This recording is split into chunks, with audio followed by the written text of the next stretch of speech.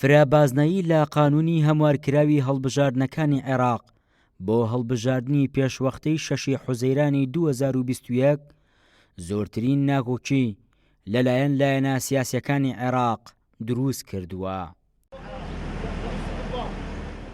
بۆ کورد مادەی 15 قانونی هەموارکراوی هەڵبژاردنەکان مەترسیدارترینە، چونکە بازنەکانی هەڵبژاردننی لە پارێزگاکانەوە بۆ قەزاکان بچوو کردوێتەوە.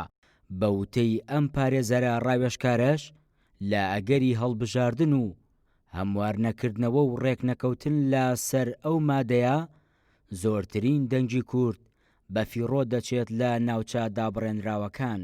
وە مەسەلەی یاسای هەڵبژاردن کە هەموار کراوە و ئەو بۆرگانەی کە پەیوەندیدارن بە ناوچە دابڕێنراوەکانەوە زەنگێکی مەترسی تێدایە بۆ کورد. ئەویش ئەوەیە کە ئستحقاقی هەڵبژاردن لە ژمارەی کورسیەکانە جارێ تۆ قەزایەکە مەسەلەن بۆ نمونە ئەگەر 100,000 دەنگ بێت یان بە ڕێژێکی دیاریکا کورسێکە بێت جارێ پێک نایێتەوە پێویستە لەگەڵ تەنیشتەکەیە لەگەڵ قەزاکەی کەیە لەگەڵ ناحیەکەی کەیە یەک بێتەوە کە ئەمانە زۆرینە عەرەبن.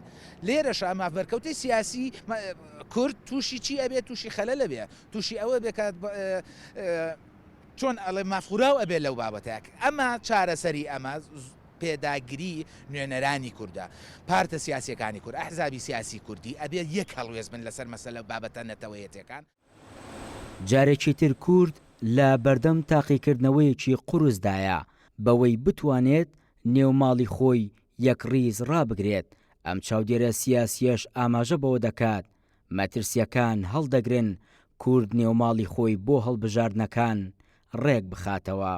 بە 6 کورسیەوە زەمانە ئەگە بێت و ێسادەمە 12 کورسی تریشمان لە دەسا ئەو وەختە تۆ گەرتێبینی کە ڕۆژ بە ڕۆژمارەی دانیشتوانی عێراق لە هەڵکشانایەوە ژمارەی کورد لە بەرامبەر هەتا بەڕێژێ لە ساحەفەکە بەرەو کورتێنانە ڕوە لەمە ئێمە بیدۆڕێنی و لە کورسەکانی پەرلەمانە بیدۆڕێنین و لە مەسەلەی بودجە ئەوانە ینی بەڕاستی ئەوەی کەەوە دەستیشمانی ناوای خێنە بەرمەترسی بۆیە بەرپرسیارەتێکی مێژووی ئەخلاقی لەسەر هێزە سیاسیەکانی کوردستانە کە بەوەلانانی ئەو کێشانێکە لە نێوان خۆیانە هەیەە کێشەکان ئەکرێت لە هەر ئانووساتێکا بێ قسەی لەسەر بکەن دانیشتنی لەسەر بکەن.